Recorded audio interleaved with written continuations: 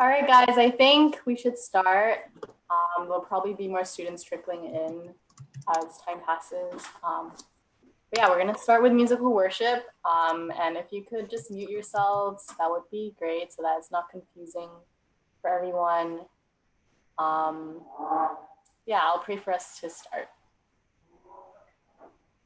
Father God, I thank you for the panelists here and just the preparation that they've had and the thoughts that you've put in their minds and hearts to talk about. I pray that tonight the discussion and the talks would be meaningful and fruitful and beneficial for the people listening. Yeah, we thank you that you're a God who is worthy of our worship and worthy to be worshipped in our work and wherever we are, Lord. So I pray you continue to help us in that. And we lift tonight up to you. We pray all this in Jesus' name. Amen.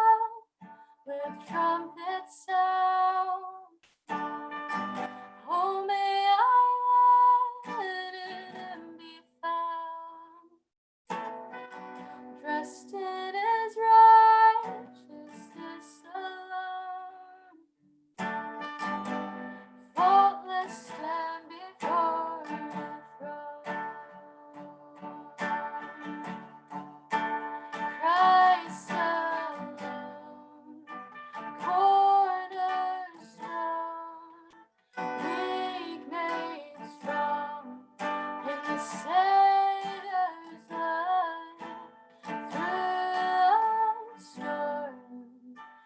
He is Lord of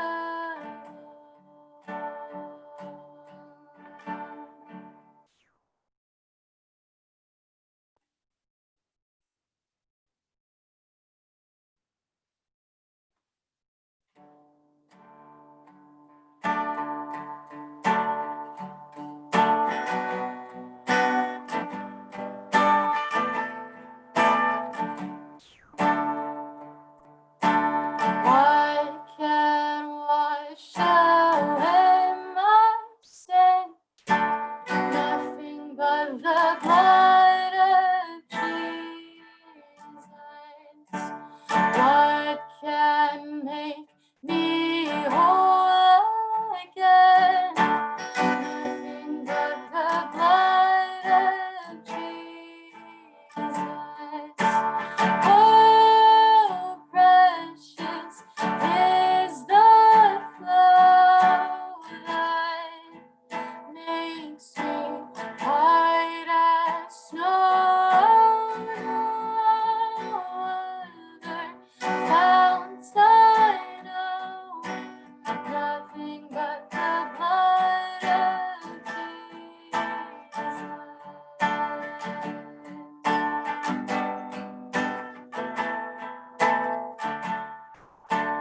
For my pardon, this I sing, nothing but the blood of Jesus. For my cleansing, this my plea, nothing but the blood of Jesus. Oh, precious is the flow that makes me white as snow. No other founts I know, nothing but the blood of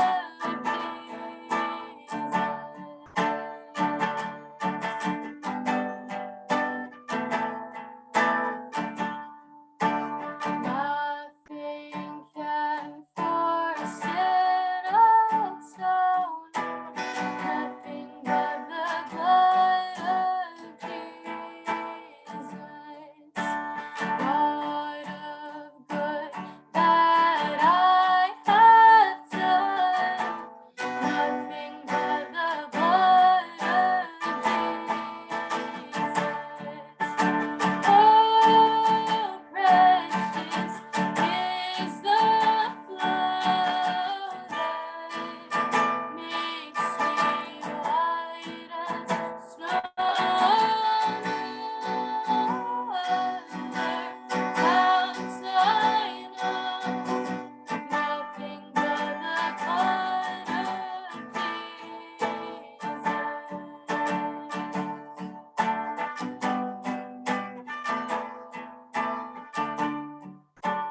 This is all my hope and peace, nothing but the blood of Jesus. This is all my righteousness, nothing but the blood of Jesus. Oh, precious is the flow that makes me white as snow. No other fount I know, nothing but the blood of Jesus.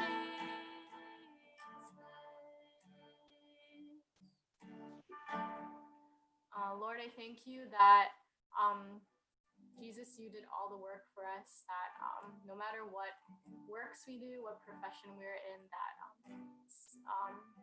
we have your righteousness to cover us, Lord, and that We enter your kingdom by grace and not by works.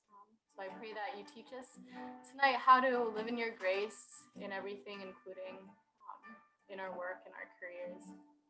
Pray you bless the mouths of the speakers tonight. Give them your peace. We pray all this in Jesus' name. Amen. Amen. All right, welcome everybody to the YCG Career Panel. As you may know, I'm Surajit.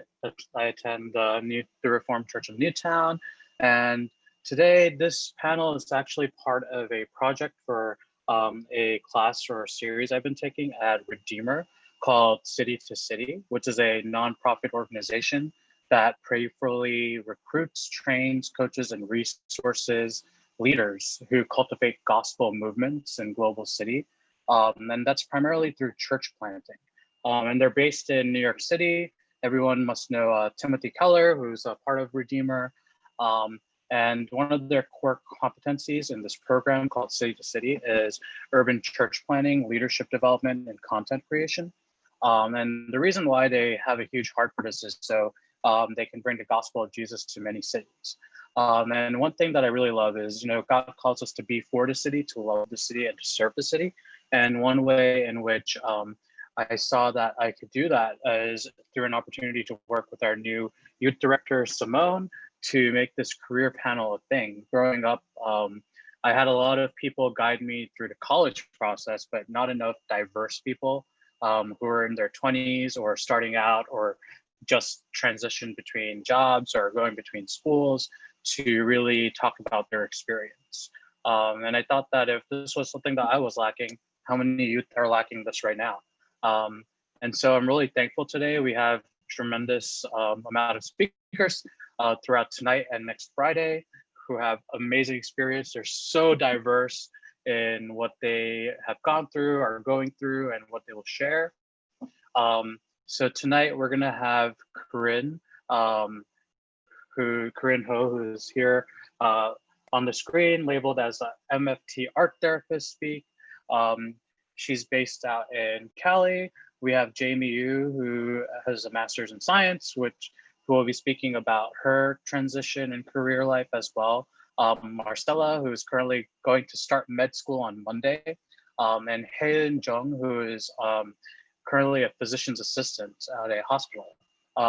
And so without further ado, I'm gonna give the opportunity to speak to Corinne. Just a quick background on Corinne. She's currently an art therapist. She went to her graduate school in Loyola Marymount University with her undergrad in Cal State University, Fullerton. And a fun fact about Corinne is she was a missionary in Japan and has studied abroad and taught English in South Korea. So without further ado, Corinne Ho. Hi. Hello, everyone. Thank you so much for the nice introduction. I'm actually just a trainee, so I haven't got my license yet. That'll take a couple more years.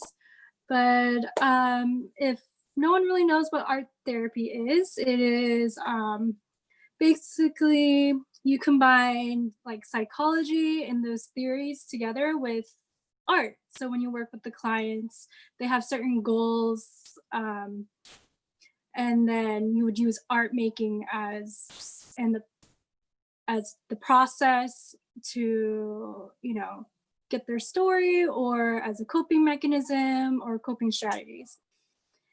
And how I got into, so it's essentially a mental health profession, and you can work anywhere pretty much. And how I got started was, I don't know, I just really didn't know what I wanted to do. My parents were Asian, so they were telling me like, do something like that's stable, like something in the health field, like nursing. And I thought about it, but even your experiences through high school or even outside of school can make an impact on what you want to do. So I started volunteering really early in high school. I volunteered at my mom's hospital. So I I'm a type of person that likes to learn new things, likes to research new things. So whatever I was curious about, whether it was physical therapy, whether it was nursing, or so I kind of just researched my options in the health field. I really wanted to help people, that I think, and I didn't really grow up as a Christian, but I knew in my heart that I wanted to help people, and God was telling me, okay, when I asked God, I was like, what do you want me to do? This was like about senior year going into my undergrad. And so I applied to many schools that were nursing because I thought, okay, my parents want me to do this, let me apply. But I got rejected by mostly all the schools except for one, and that was Cal State Fullerton. And even then, I was waitlisted. And so I was like, okay, well, if I want to go to a community college, that's totally fine. I think God will just guide me wherever He'll place me wherever I am meant to be. And so my major was health science in undergrad, and it was very broad. And so that gave me the option to kind of go into either mental health or physical health. And when I was volunteering at the hospital, I noticed that, I don't know, I just noticed that the nurses there were very stressed out, very understaffed. And I asked God, like, how can I help not only the patients at the hospital, but the nurses? And he kind of gave me an idea about mental health. And this was not until later that God showed me this, like maybe in the beginning of college. So fast forward there, I was like, okay. And so then I asked him, I was like, okay, what else are you trying to show me, God? Like, I don't understand, like, you know. Then we have gifts that God has given us, and we have passions, we have interest. And so I was like, okay, I was always interested in art. Ever since I was a little kid, I loved to use my creative mind. I was more in that sense. And so I was like, okay, is there something that can combine my creative mind and also what can I do to help others? So I loved psychology. And when you're in college or when you're choosing a major, you will first go through your general education classes, and that's when you can explore electives and whatever you want to take. And even when you're in high school, you can also explore some of those courses too. And that's what I did. I just kind of explored outside my major and then some inside my major.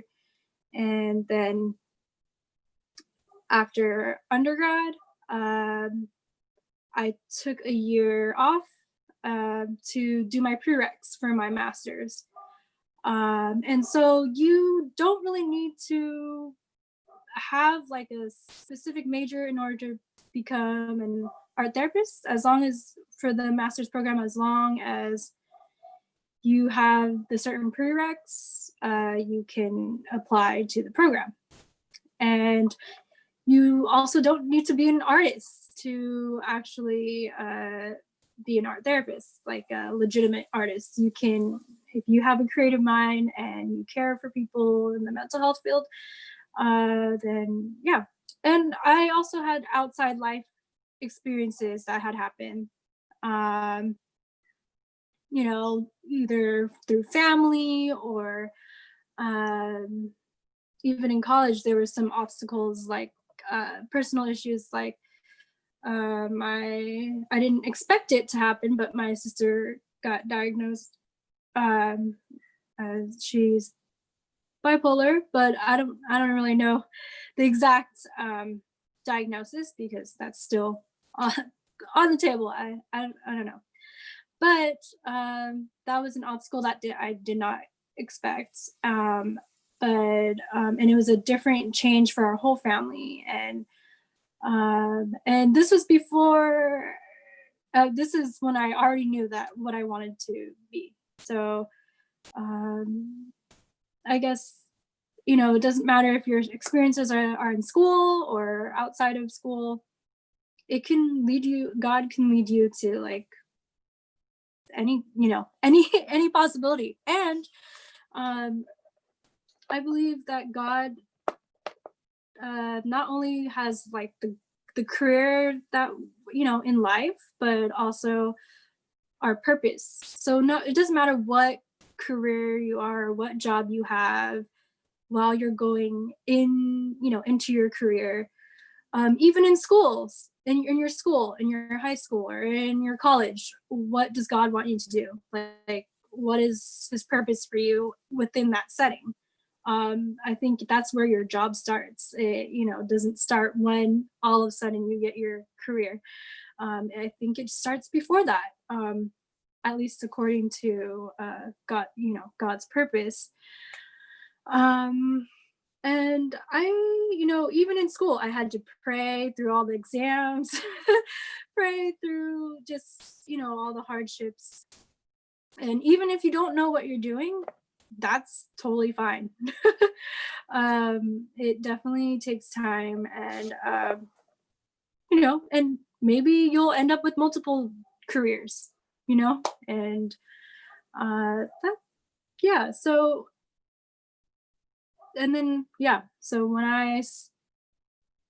after, yeah, after undergrad, I just researched what art therapy was all about and tried to finish my prereqs, volunteered as much as I can. I think when you're getting into a field, I think volunteering is the best thing. Of maybe you may not get paid, so it might not be the most financially, but you will definitely get experiences to kind of and so then you can try it out without fully, you know, committing to a major. And then yeah, but I think everyone's journey is different. It's not linear. So if you need a break in between, or if, you know, and just like, you know, our journey with God, it's not a straight line. There's going to be bumps in the road. There's going to be uncertainty.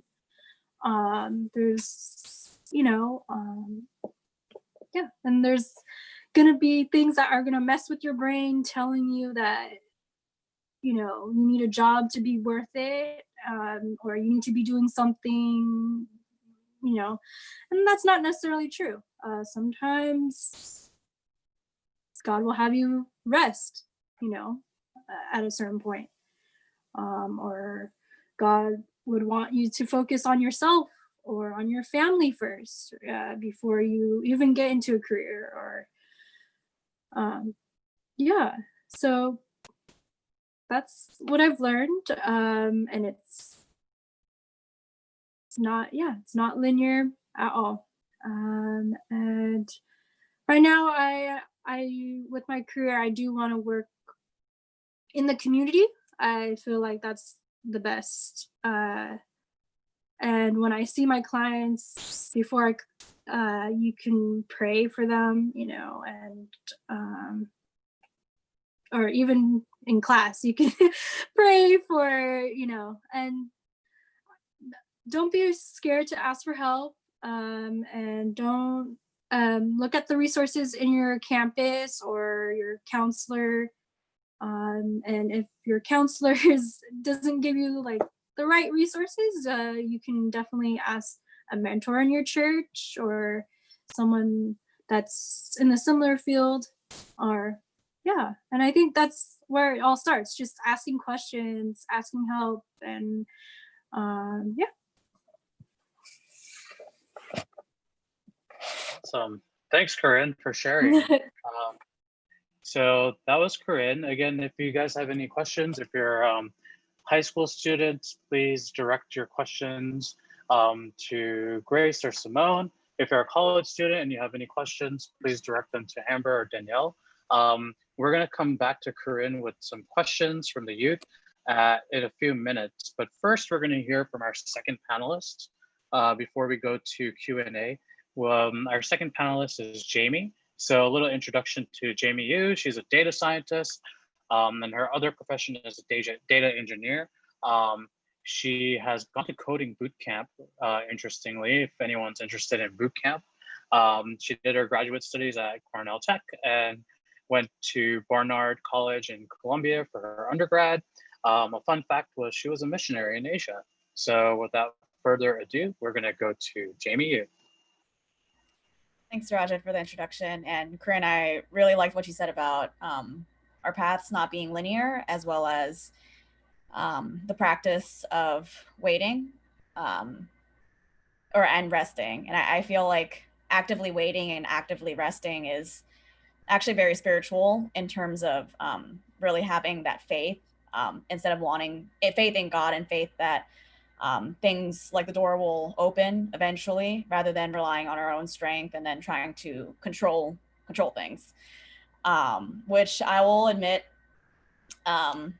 I think inside I am a controller, which I don't think many people know that about me, or maybe they do, I don't know. But on the inside, I'm a secret perfectionist and secret controller, which is why I think career and everything surrounding career gives me a lot of anxiety, and it always has. I think probably contributed to my identity as like a born and raised New Yorker, as well as second generation immigrant.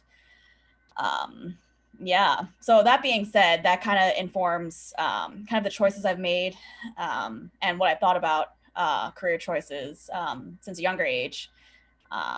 My mom is a physician, a doctor, and then my sister's a pharmacist.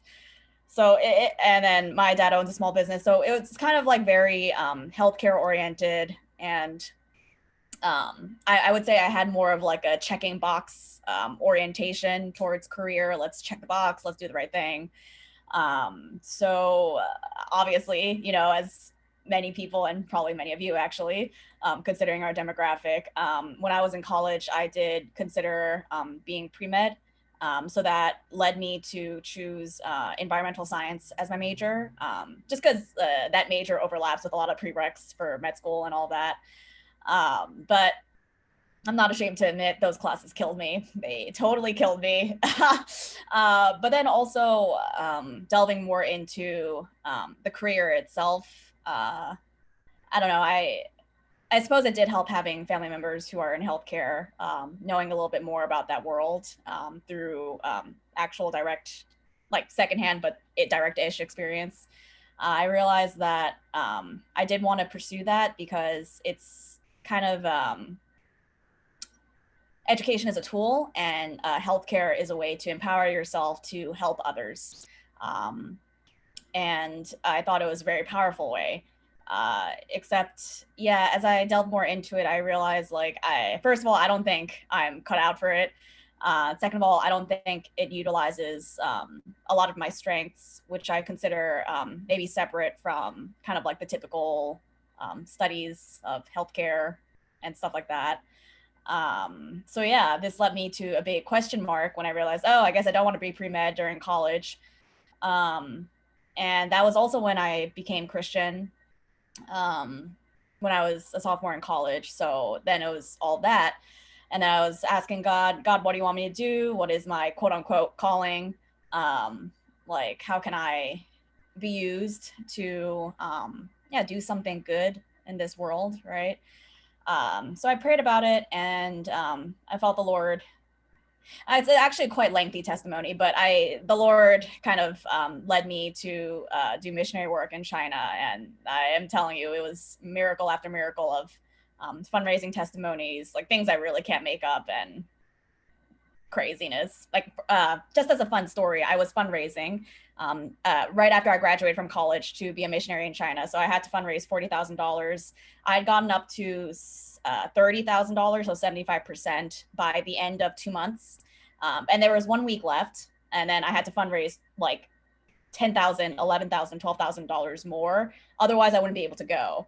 And, you know, I had received this. I mean, really, I had received many confirmations from God to go to China, right? So I was like kind of freaking out, you know, and also fundraising is kind of like the process is very much laying your pride down, you know, because it's asking people to be on your journey and to contribute to, this thing that you're doing, right? So that was also another crazy thing. But in terms of that, there was 1 week left. I remember just getting on my knees at home and asking God, Lord, I repent that I didn't believe that you would do this. I declare with my mouth, and I thank you in advance that you are going to provide and you are going to open the storehouses of heaven until I have no more need. Thank you, amen. And I'm really not lying, and I'm not joking. Within 24 hours of that prayer, I had received $12,000. So I had gone up to 75% to 110% within 24 hours. So that was a crazy testimony that I'll never forget. But yeah, God really provided. And then I was able to go to China successfully with all my funds.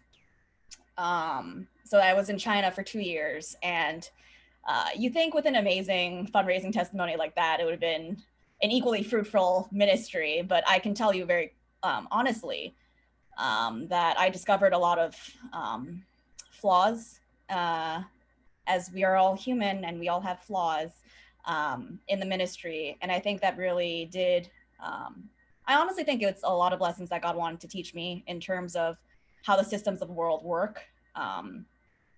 And I'm not afraid to say kind of like racism and sexism, and how that manifests itself in the ministry itself, as well as in other cultures. And I think I was very sheltered while I was living in New York City. So I think these are all very good lessons for me. But in terms of why I mentioned that and how that ties into career is that I realized during my 2 years in China, I had a lot to think about my career and if I want to continue being a missionary and do full-time ministry work, which is insane. But, if God asked me to do it, I would have done it. Or kind of move on to another career and then go back to America, go back to New York City, home. So I also prayed about that. And, just using my observational skills and the things I noticed about the ministry, I realized that, hey, I think I've been very privileged in my life and I never realized it because I've been surrounded by somewhat equally privileged people in New York City. But living abroad, I realized I have this amazing privilege of education and an American education, and that I need to take full advantage of that. Also, the kind of like the organizational flaws I noticed in the ministry really motivated me to gain some hard skills so I could, if I ever wanted to go back into the nonprofit world or even ministry, I would want to look at it rather from like a spiritual perspective, more of like an operational perspective, because I think a lot of these organizations need a lot of help in terms of modernizing, in terms of optimizing, honestly, in terms of integrity too, in terms of financial integrity. So I really was super pumped to do that after 2 years working as a missionary in China with the organization I was with. So I went back home to New York City, and I also did rest a little bit because I was, obviously unemployed and also very burnt out from my missionary experience. But then after maybe like 4 months, or after 3 months, actually, I applied to basically everything. So I applied to grad school, I applied to a coding boot camp, and then I got into both. Thank God. I was really worried I wasn't going to get into anything. And, I was in that kind of stage of, oh, what will I do at the ripe age of 24? I got into coding boot camp, and that was a great experience. I met a lot of other people who had very interesting and diverse experiences. And I learned a lot about, like technically. And then after that, I immediately started grad school for 2 years. And that also gave me and afforded me the opportunity to kind of explore different careers in tech, and also increase my technical knowledge and my skill set, my hard skills and all of that. And out of all the classes I took, I really enjoyed my data science classes. And I don't know, just kind of like the mathematical and logical and clear-cut nature of it, as well as the theoretical and research side of it and more academic side of it. It just seemed to me like I just really liked all aspects of that career, and also the coursework, much more than traditional software engineering or like product management or all these other careers in tech. So I just kind of globbed onto that for the 2 years I was there. And in my own way, I was very prayerful in terms of God opening the doors for like an internship and a job. And I will say, I have to admit, I should be much more grateful than I am, because God has opened the perfect door each time for my internship and for my job exactly what I wanted to do while I was in grad school. As I was envisioning the job of a data scientist, I have landed in pretty much exactly the company I wanted to land in terms of the caliber of my coworkers and the type of work that I'm doing. So yeah, PTL, praise be the Lord, yes, all of that. So yeah, I would say I have a very winding road, non-linear, not too non-linear, because I mean, honestly, what did I do? I went abroad, did kind of the nonprofit missionary work, and then came back and went to grad school. I think many people do that, but kind of each step along the way, I've learned to kind of approach things, kind of like use my faculty and use my brains in terms of how can I best honor God? How can I use my skill set in the way that's most effective? As well as being very prayerful and God opened the right door. And I think the confluence of that has led me to where I am today. And I'm very grateful because I am in many ways a minority in many respects in the tech field. So I think just the fact that I am like where I am, I would say it's a big testimony, as well as I could use my field and my career to empower others and mentor others to go into tech. I mean, particularly younger women. So that's why, yeah, I agreed to do this panel. Thank you, Surajit. Yeah, and that's why I'm super grateful to God, because I really do see his providence and how he's led me every step of the way. Oh, Yep. Thanks for sharing.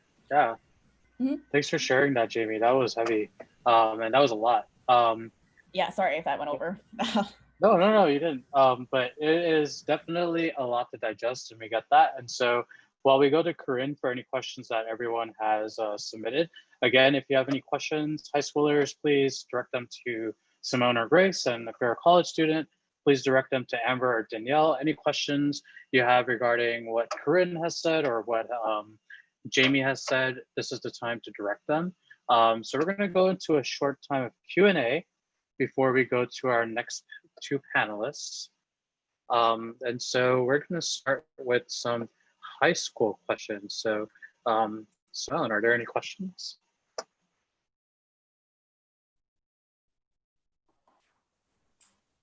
As of now, not yet. We'll give them like a few minutes. I guess just open it up to like high school and college. If like Amber, Danielle, Grace, if you guys get any questions.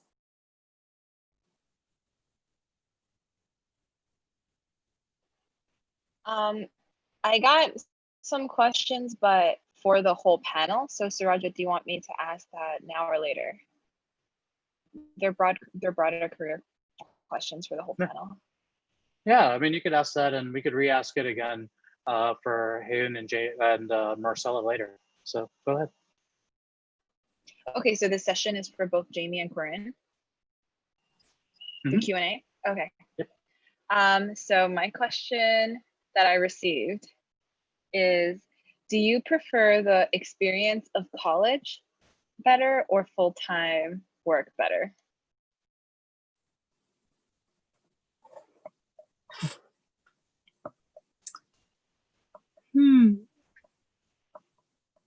Well, I'm actually not working. I'm actually just doing an internship, because for art therapy, you have to receive 3,000 hours. And the MFT is a marital family therapy license under California. So before you take your board exam, you would have to take, you would have to accumulate 3,000 hours. And you will only get paid for your internship after you apply for your associate's number, and that's after you finish your master's. So I think college, you definitely learn about a lot about yourself and a lot, and that's where I also accepted Christ in college. And so there's just a lot of exploring. But I think even when you're working, there's also different obstacles that happen too. But I think I enjoy the college experience, because I think But then the part that I do enjoy for working or just being in my internship is that I'm doing what I love. And I learn a lot from my clients, and I don't know, and I think God shows me, through them, um, how beautiful people are, and also learning how much pain there is in the world, and but I don't know, I just always loved hearing people's stories, loved just people in general. It doesn't matter if you're old, young, have a disability, Asian American, international student, whatever. I just always love talking to people. So I think there's pros and cons to both. College was more experimental, and even in work, I guess you're still training per se, or you may not all have all the right answers. And my career allows me to learn each day. And nothing's just the same in the work field or even in the internship field. So this field is just like you're constantly learning, and constantly learning not only about people but about yourself too. So yeah, I enjoy I enjoy college for the experimental, but I also love the work because that's what I wanted to do, or that's what I don't know. I just enjoy the working part. Yeah. Thanks for sharing, Corinne. How about you, Jamie? Yeah, I think in theory I would have enjoyed college more since, less work pressure, and I suppose there's community since you're surrounded by a lot of people your own age. But I mean, honestly, I really enjoy full-time working much better. Like, it's night and day. And when I compare my experiences in school, I mean, particularly in grad school, the level of stress and anxiety in terms of like getting assignments done, applying to jobs, applying to internships, as opposed to now. Yeah, it is night and day. I feel like I've been able to rest much more, and there's much less pressure while I'm working. But I think that's particular to my personality. I think for others, maybe they would have enjoyed college more, but yeah, for myself, definitely working. So I would say it's really important in life to appreciate delayed gratification. A lot of people really grind while they're in school, but there is something on the other end of it. Well, thanks for answering that, Jamie. Simone, do you have any? I have more. Yeah. Oh, okay. I have a question from someone. So, was there ever a time when you doubted God's plans for you? I think this is for both of you. Yeah, many times. I mean, even in high school, or even though I wasn't a believer in high school as much, but even in college, especially when taking the harder classes, or even taking a class like, why am I even taking this class? This has nothing to do with what I want to do. Or even in grad school, I always second guessed myself in a way, and was like, did I choose? I mean, did we choose the right thing? So even in grad school, you'll have those doubts. Like, even when you think sometimes Satan likes to kind of be like, you're in the wrong field, you're not doing well, like, or look at this grade that you got. Or even in college, I did fail a class, and I was like, oh no, my life is gonna be over. But no. There's always grade forgiveness depending on your school, and I feel like grades do not define the full experience of what you're learning and your potential.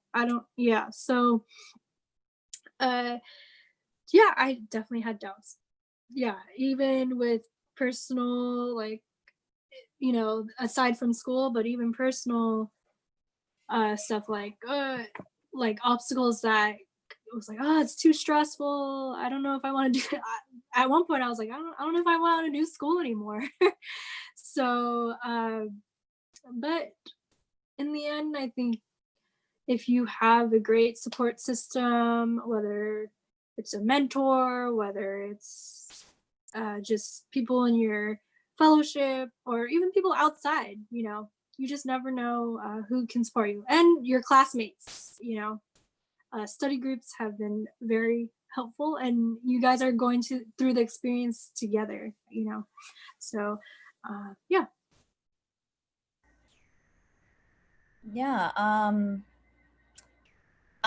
going to take a little bit of a tangent, but the question is, have I ever had doubts in terms of God's plan for me?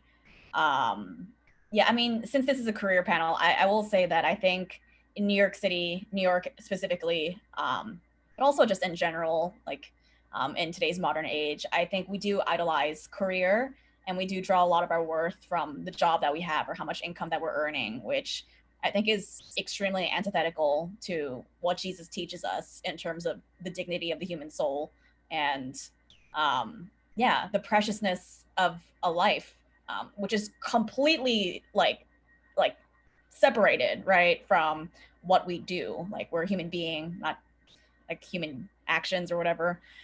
So I think that question, I would say that comes from a place of, you know, kind of like, yeah, drawing your worth from your career, which is not a thing, or shouldn't be a thing.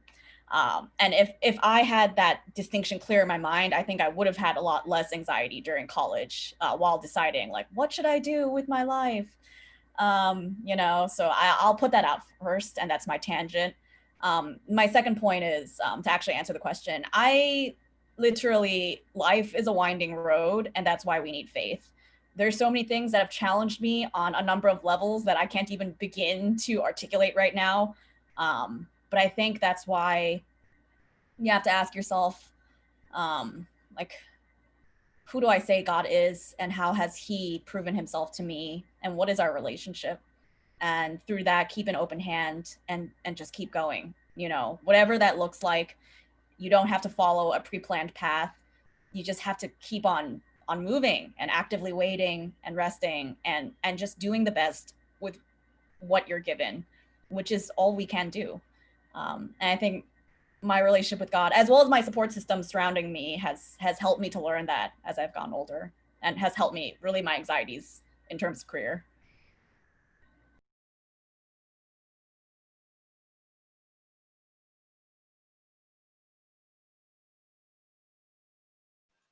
Great. Any other questions that we have?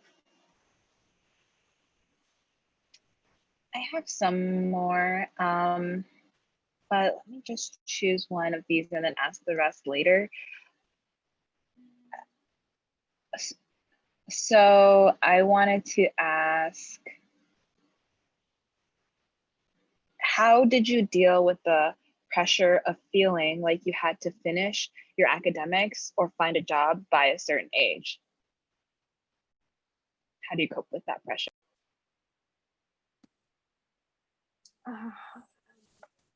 Yeah, I mean, I was raised in an Asian American family, so of course, with the pressure, and even the pressure of even sometimes the schools, like, you know, you have a deadline when to graduate, or the expected graduation date, or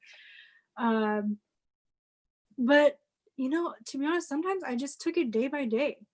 You know, I really did. You know, in college, you know, I took it day by day. To be honest, sometimes I looked for, okay, what are the classes I need help with? And what are the classes that I actually enjoy? And kind of just put my full energy in whatever, whatever I can. And of course, the guidance of your support system, I think they helped a lot. Prayer definitely helps a lot. With, and also reminding yourself, like, why, you know, how come, you know, why do I wake up every day? You know, whether it's school or even right now in my internship, or even there's pressures there, like, okay, well, by this age, you need to this, and you need to do that. But once I realized God's plan is never linear, and just because you plan it, or just because, and kind of reminding yourself that God has already written a plan for you. So whatever you already planned out, it can easily be taken away from God. And that can sound horrifying sometimes, but in a sense, it's really like, okay, trusting in Him. Like, okay, well, because there were some things that were taken away from me. And, the pressures you can have self-doubt and all that stuff. But in a sense, realizing your plan is not God's plan. Like all the lists and the expectations that, especially the worldly societal expectations, that's not God's plan for you. It's something so much more. And just realizing that and kind of reminding yourself that you have so much more, and God is going to provide you so much more, even in the waiting period, and even when things kind of seem bleak. Like, He's always going to provide in some way. And I think I just had to remind myself that, and also reminding yourself the gospel. I think that has helped me through all the pressures of, kind of going into a particular plan, or making sure I finish. And there's times where I thought I was not going to make the deadline, but then I would always ask God for wisdom. Okay, God, do I need to extend this deadline? Do you want me to do something else, or should I just continue on, and hopefully I do finish. So yeah, and especially now, when in grad school, I actually had to extend my graduation because of COVID-19. So that's something unexpected that no one thought. And there was pressures from my parents saying, okay, are you going to finish in 2020? Are you going to finish, stuff like that. But then I was like, you know what? If I don't, I don't, and it's okay, but I know, sometimes people do have certain deadlines, and it's good to have certain goals, but also letting yourself know that sometimes those goals may not be what God wants for you. I just have to say, girl, amen. That is the right thing. Yes, that is truth in terms of, like what the world tells us is not what God wants for us. And oftentimes, I think even believers, they don't, maybe especially believers, I don't know, but just a society kind of brainwashes us to have all these pressures and all of that. And that's so once again, antithetical to the gospel. And what is it? Who the Son sets free is free indeed. I think that is true in so many ways that we don't really know when we just hear that verse, but it's something that we just have to experience through life. And I'm not saying that's easy, but I think that is what He does. Like, that's what He's in the business of doing. So I just really loved your answer to that. In terms of, the question was, how can we not feel anxiety, or how do we combat anxiety when we feel like we have to get certain things done, right? Sure, yeah. I would say a lot of that is because of our education system. It's kind of designed so that we compete against each other, and also we're surrounded constantly by people our own age who we're kind of in the factory system. But when we leave the factory system and we leave college, all of a sudden you're on your own, and you can kind of define the metrics of success outside of school, because in school, I think the metrics of success are very clear. Get that A. Don't be absent too much. Like, don't cut class too many times. Maybe just enough. But yeah, I just the world is so much bigger outside of school. And you know, we only give ourselves these pressures because we kind of compare ourselves to others, but you don't need to do that. From a mentally healthy place, an emotionally healthy place, you don't need to do that. Also, like spiritually, like I can confidently say Jesus does not want you to do that in terms of please love yourself, respect yourself, like don't compare yourself to others and don't think that you're behind because everyone has their own unique calling. Everyone has their own unique skill sets. Why do we have to adhere to like a certain perfect way of doing things? And there is no perfect way of doing things. That's just a lie that society tries to sell us.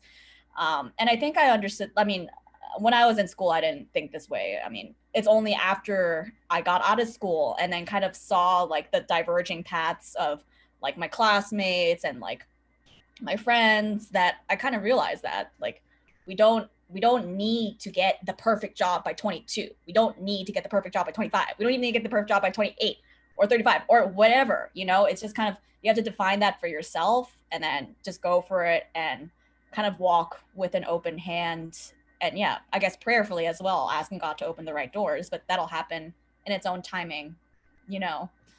Um, so that's what I have to say to that. And actually, I mean, you know, in terms of education and yeah, that question, I would say it's even better to take a year off, like take a gap year, explore what you want. It's kind of better to do that or like in the middle of school or before school or something like that. Then graduate and then explore then, you know, kind of like buying your more time beforehand and then utilizing school after having all your realizations during the gap year. That yeah, that's kind of what I think. But you know, I mean, I'm gonna repeat. I think what we both said, which is that it's a non-linear path, and the only reason that there's anxiety is because there's comparison and also unfair expectation that you put on yourself because you tie your worth to your job, which I you know, we should not do. Yeah. Thanks for sharing, guys. These are really excellent questions, and we're going to get to more after our next two speakers. But again, if you have any questions and we don't answer it today, just let us know, and we'll make sure we pass it on to the panelists so that they can get your questions answered. So we're going to go to our next two panelists. Next is Marcella. She is a med student now. She's starting on Monday, actually. But before med school, she was a clinical research coordinator at NYU Grossman School of Med. So she was working for a few years. And prior to working for a few years, she was going to school at Williams College. Her medical school now is at Brown University up in Rhode Island. And the fun fact is she worked in barbershops while doing research for NYU. So without further ado, we're going to go to Marcella. The floor is yours. Cool. Thanks, Sarajit. Hey, everyone. Nice to meet all of you, most of you. So I have known, from a very young age, I felt like I wanted to work in medicine. All of my life, really, I was in and out of hospitals, whether it be for like my personal health issues or my two younger sisters' health issues. They both have health issues of their own. So I was just always in and out of hospitals. So hospitals just became, and clinics they just became very familiar settings to me from a very young age. So they weren't very scary or gross. They were actually pretty kind of like fascinating and like peculiar to me. So from a very young age, I thought, hey, maybe I would want to do this. I didn't know how much like money doctors made. I didn't know what the process was. I didn't know anything really about the process to becoming a physician, just that the setting was cool to me and I liked talking to people and making them feel better. So that's why I wanted to go into medicine initially. When I was in high school, I didn't really do any like internships or shadowing, really. Like I volunteered here and there. I volunteered a lot in my church. I grew up in the Christian church. And then once I got to college, it was like, okay, I know that I have to take these pre-med courses. And so I'm going to do that and hopefully start med school like right after. And then, life kind of slapped me in the face. And these pre-med courses, like Jamie said, also killed me. They were so difficult. And I also was just not really prepared for undergrad, especially an institution like Williams, which is really academically rigorous. I was just like not prepared, having grown up in like public high school and just like not knowing just like that academic rigor from beforehand. I was not prepared. And so that caused a lot of doubt for me. Is this really something that I, can pursue? I got a C+ in multivariable calculus. Oh my God, I got a B- in physics. Like, am I ever going to be a good doctor? Should I even be a doctor? So there was a lot of doubt. And on the flip side of that, I love performing. I love singing, dancing. I was always like in musicals and stuff growing up. And so my way of kind of coping with that through college was joining as many like performing arts, like extracurricular groups as possible. So I was in 2 dance groups. I was in the gospel choir. I acted. And so to kind of like, make me feel better about how like miserable I was in pre-med, I just sang and I danced and I spent a lot of time in that. And obviously, having hobbies and having kind of like these safe spaces to help you balance the workload and stuff is a good thing. Like joining extracurriculars is a great thing, but I definitely used it from a stance of like avoidance. So I was too afraid to ask for help.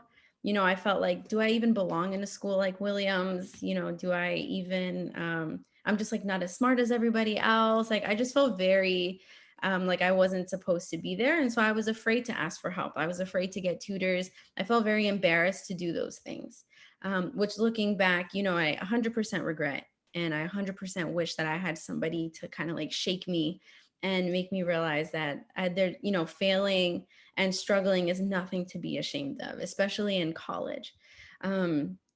So once I graduated college, and another thing is that just if anyone is interested in medicine in this group, and you're in undergrad or you're like about to go into undergrad, you don't have to major in like biology or chemistry or one of the basic sciences. I majored in American Studies, which maybe some of you don't know what that is, but American Studies is basically kind of like the study of like American culture and American history, but it's very interdisciplinary and it really looks at history through different lenses, whether it's like literature or art, media, performance. And I really loved that because, like I said, I'm a performer.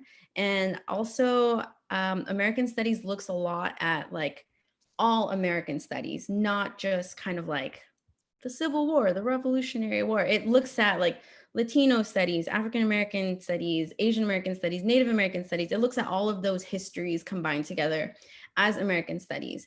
And I was always super fascinated by that, by different cultures, by just like the different races that make up America. And so I loved that. And there was definitely pressure to major in like bio or chem or biochem or whatever. But at the end, I was just like, this doesn't make me happy. And American Studies makes me happy. So I'm going to major in this and take my pre-med courses on the side and see what happens. So I majored in that and I loved it. I was in all of these dance groups, singing groups, what have you. But because I still kind of, had that desire to study medicine, I made sure that during spring break or winter break or summer break, I always did something with health or community service. So even though I wasn't doing it throughout the year, I would make sure that I could still add stuff to my resume and I could still explore that field while I was in college, studying and doing what I love.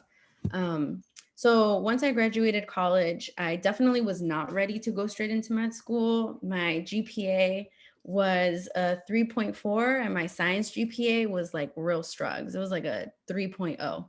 And so I was just like, okay, technically I cannot go into med school right now. But even if I wanted to, I mean, with God, all things are possible, right? So if it was his will, then I totally could have made it, but it was definitely not his will. I definitely needed to rest. I needed to be still. College was very hard for me, being away from home, being a minority, a racial minority in the institution I was in. It was just all kind of like a lot. And so I decided to move back home and I decided to work. So I've been working for the last 5 years. So this year would have been my 5-year college reunion, but COVID-19, so I couldn't go. And throughout that time of working, I did research.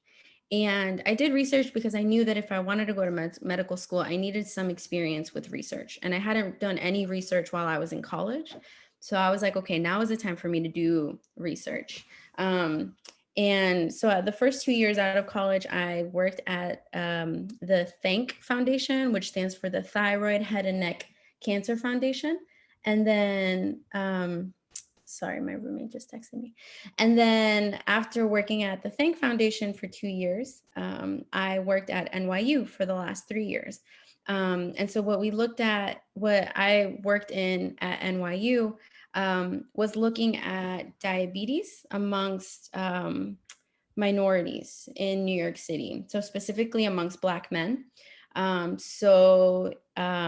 Statistically speaking, Black men are 2 times more likely to die from diabetes than their white counterparts, and like 3 to 4 times more likely to have all of these complications and stuff. So the reason why I was in barbershops is because we actually, my team and I, we would go into barbershops in Brooklyn and we would offer the clients, majority Black men, free diabetes tests. And we would check their blood sugar and let them know if they had diabetes or pre-diabetes, talk to them about diabetes. And yeah, so that's what I've been doing for the last 3 years. And what's funny is that after working at the nonprofit, the first job that I had, the Head and Neck Cancer Foundation one, after working there for 2 years, I was sure that I was gonna just not be a doctor. I took the Mcat, which is the exam that you take before applying to med school. I took the Mcat, but I was so unmotivated. I was so discouraged. I didn't really study because I didn't want to. Like, it was just, I was not in the right headspace for it. And so naturally, I did not do well. It's like a 7-hour exam. You can't really cram for that kind of stuff. And so I didn't really do well on my MCAT. I missed performing so much. I just didn't feel like I could do it. Like, I was smart enough. Like, I had what it takes. And so after 2 years of working at the nonprofit, I was just like, you know what? I'm not going to apply for a medical related job. I'm going to try to go to auditions, or I'm going to apply to be a teacher, or just try to do something creative, because I just feel so discouraged right now. And like, God, maybe you're just telling me to switch gears. Maybe you're telling me to, do what I really love, which is performing. So it's funny because I started going to different auditions around the city for like small plays here and there. And they all actually would go well, which was really great because those are really nerve-wracking. And I felt like that was confirmation from God that, like, okay, you're not crazy. You could actually do this and maybe do it well. But I wasn't getting called back for any of like the plays or anything. And then even for the jobs that I would apply for like teaching and different things like that, like those weren't really working out either.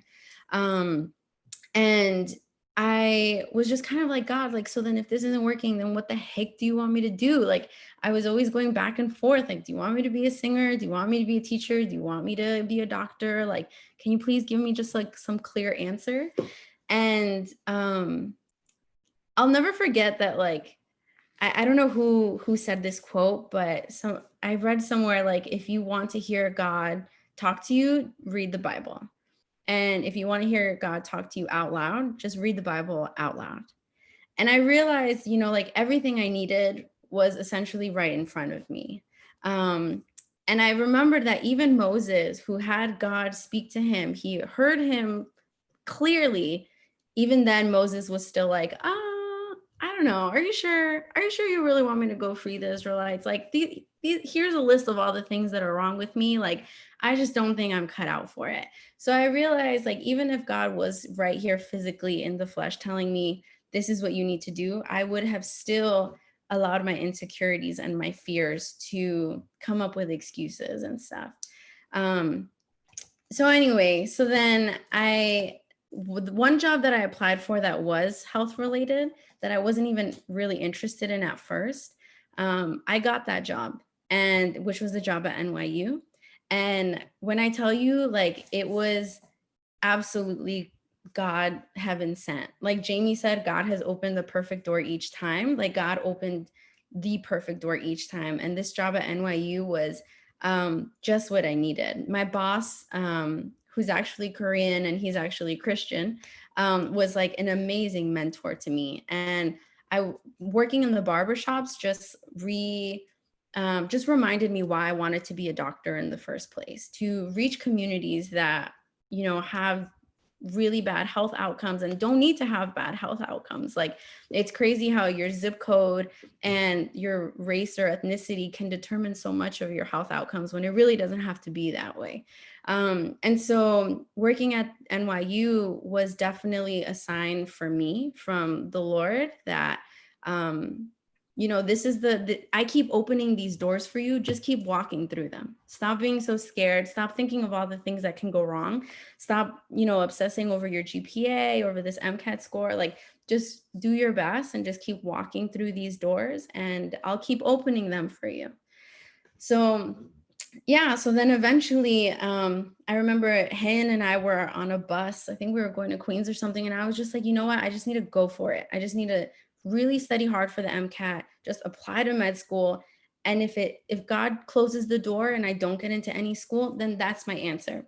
Then I'm not going to be a doctor. And at the end of the day, that's okay. Because like Jamie and Curran were saying, your career doesn't define you, right? And at the end of the day, we humanize God a lot. You know, we think, this is the way that I think and society thinks, so God must think that way too. He's going to be super unhappy with me or disappointed in me if I don't get this career, if I don't get into this school, if I don't X, Y, or Z. But at the end of the day, we're not God. And at the end of the day, you know, that's why we have faith, right? We put our lives in his hands. We kind of jump and know that he'll catch us, you know? So I just decided to go for it. I studied really hard for the MCAT and I applied, and it was, if any of you are like planning to apply to med school, it's tough. It's a tough road. But God is good. God is good. And last year was when I took the MCAT. And when I tell you, it was a really tough year for me. I don't know if any of you are the eldest in your family, but I'm the oldest of 3 girls. And I definitely carry a lot of emotional weight for my family. I think my parents very much rely on me to vent, to, you know, do stuff for them, run errands, take care of my sisters who, as I told you guys, are both have like their health issues. And so it can be a lot. And now leaving home, if any of you are thinking of leaving home to go to school or to study or to work, that's also something that's a really tough emotional journey. Leaving my family behind, it's 3 hours away. I'm being dramatic, but it feels so far away, right? It was tough for me. But again, it's one of these those moments of like, God keeps opening this door. I'm just going to keep walking through it and trust that he's going to guide me. And so at the end of the day, that's kind of been my mantra. You know, if something scares you, like in a good way, if something scares you and makes you a little nervous, maybe that's a sign that you should go for it, because God is really going to glorify himself. And I truly believe that he has. I never would have imagined myself in med school. If you'd asked me 2-3 years ago, I would have said that it's impossible. There's no way I could get in. But here I am, and God keeps surprising me, and I'm super nervous for classes to start on Monday. But I know that, again, God is going to glorify himself, you know, every step of the way. And I hope that that was helpful. Yeah, feel free to ask me any questions on the private chat or anything. Yeah, thanks for sharing that, Marcella. That was a great story. And I think that goes to one of the questions that was shared earlier about doing things on time. As you could see, Marcella took a year work. She worked for 5 years before she went to med school. And yeah, you also touched on how God can just like appear anywhere and change the trajectory of your life. So thank you for that. Again, guys, if you have questions, please continue to submit them. And we're going to go to our last panelist for today. Her name is Hayun. She is a physician assistant at Mount Sinai Beth Israel. And also, on the side, she's a subcontractor at a construction company. I didn't know that until now either. She attends Evergreen Presbyterian Church, where Marcella also attends in Hicksville, in Long Island. She's a board certified physician assistant in the state of New York. She went to graduate school at Cornell and her undergraduate at NYU. And the fun fact is she's born in South Korea. So, and she also translates, I believe, her service or helps with that. She's also in the worship team. So she's a woman of many hats. And without further ado, we go to Hayden. Thank you. All right, nice to meet you, everyone. My name is Hayden. So I am a physician assistant currently working in Manhattan. For those of you who don't know what a physician assistant is, it's pretty much like an NP, a nurse practitioner, which is like someone who works under the supervision of a doctor, but they're able to prescribe, they're able to work within that field of whatever the physician works as. So if the doctor is a cardiologist, then the PA or the NP works with the doctor in that specialty. So you can prescribe, you can see your own patients, and you treat patients, you make diagnoses. So it's pretty much all like it's kind of like an extension of a physician. So right now I'm working in the emergency room, and I'm also working in like the medicine part of the hospital. So just to explain about like how I got to this place, I also grew up in Flushing in New York. I'm also like a 1.5 generation. I'm born in South Korea, moved here when I was like 6 years old with my parents and my brother. Grew up in Flushing all my life, and high school went to Stuyvesant. I actually went to the same high school with Jamie, so that's how I know her. But that was like the start of like hell. So like I'm sorry to interrupt. That's exactly what I was thinking. I was like, the start of hell. You know, if some of you like applied for Sty and like didn't get in, you just didn't miss out at all. So don't even feel bad. Like I mean, I'm grateful though that I went there and like I went through that experience, because it really, honed me as a human being. So I'm grateful for that. So going like I feel like up until Sty, like I kind of just like lived however I wanted, like just without really thinking, just I don't know what I'm gonna do with my life, like I'm just kind of living day by day. And I go to Sty, and like all of these people who are so focused on their career and like so on top of their studies, and just really just made me feel guilty about who I was. So I just also started like getting into that kind of life, studying really hard, whatever. And the way Sty is I just feel like a lot of people are kind of just focused on grades and like doing well in school, and ultimately it's to get into like an Ivy League school. And I feel like that was the path for most people. So I was kind of in that crowd, just also doing the same thing, like hoping that I'll get into like an Ivy League school. But anyways, I applied to, and in the midst of all of this, like I have kind of like this type A personality. So I really just had all of my life like just planned out, and like I really just wanted to get into the school of my choice and like do everything right. Like anyways, that like really broke down during like my high school life, and also up until the point of going into college, because I basically didn't get into any school that I really wanted to go to. And in retrospect, it was truly a blessing, because I feel like that just really brought down my pride a lot. And that was what God was trying to do in my life. Just, break down that pride that Stuyvesant just built up for. I'm not blaming it on Stuyvesant, of course it was me too.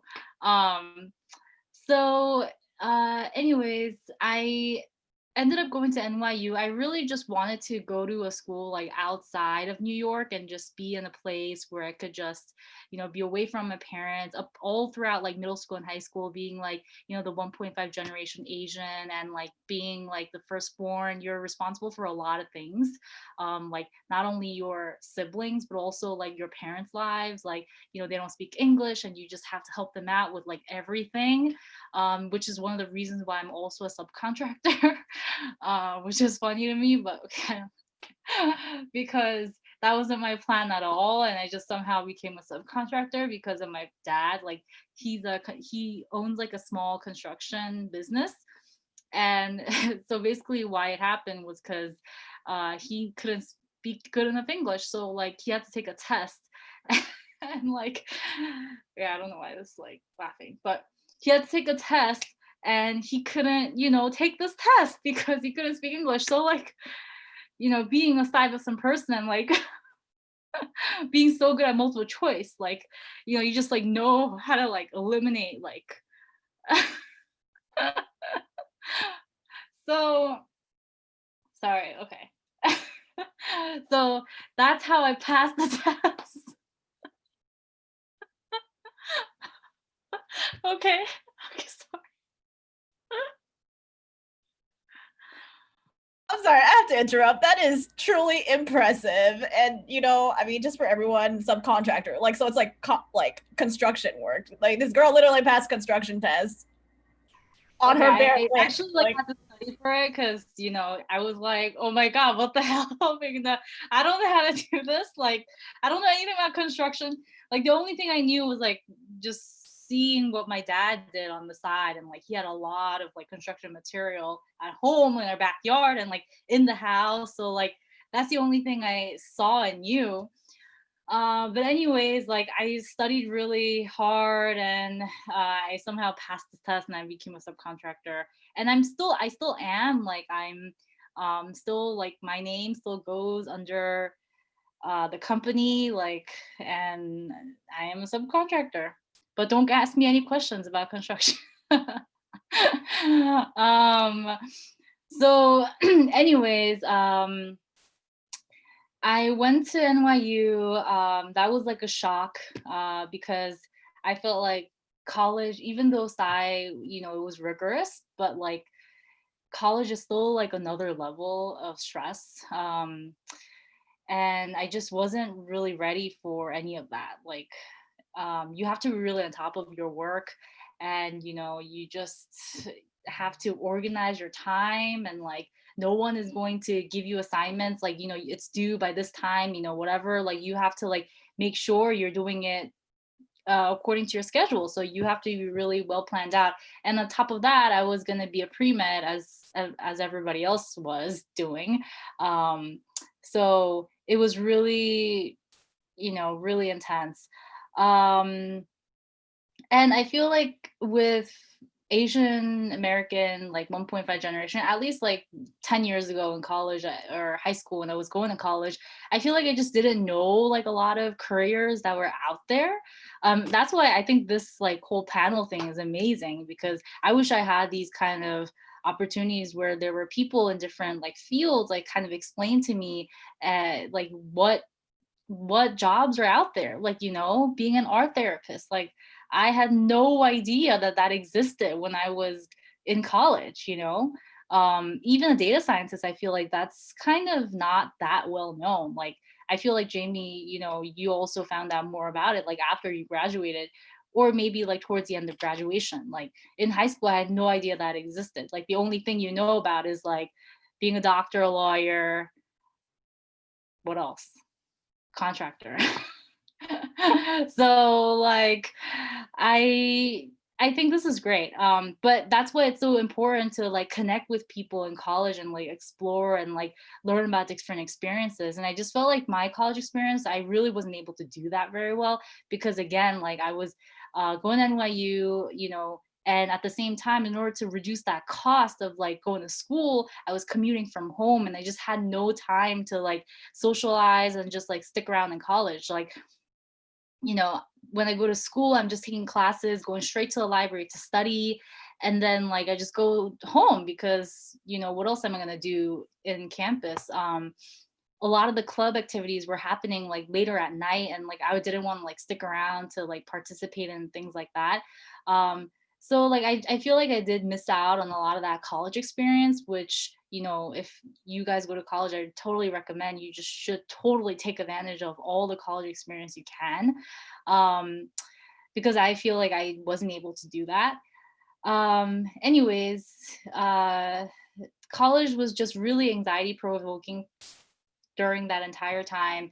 But I met some like good people like who were in my specialty and who were also like Asian American, and they just were willing to help, and like be a mentor. So, you know, those people I'm really grateful for.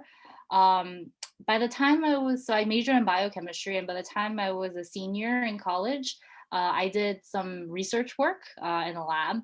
And I was like, you know, I like, you know, science. I like working in the lab. Let's see what it's like. And so I did like a year of biochem research.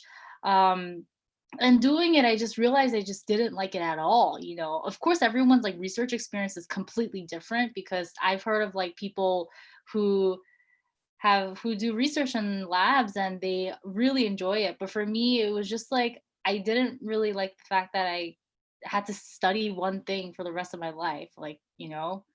And that's what research really is. Well, you don't have to do that for the rest of your life, but like, you know, you do study one topic extensively for such a long period of time. And, you know, I think that's really cut out for certain types of people. And I just didn't feel like I could do that.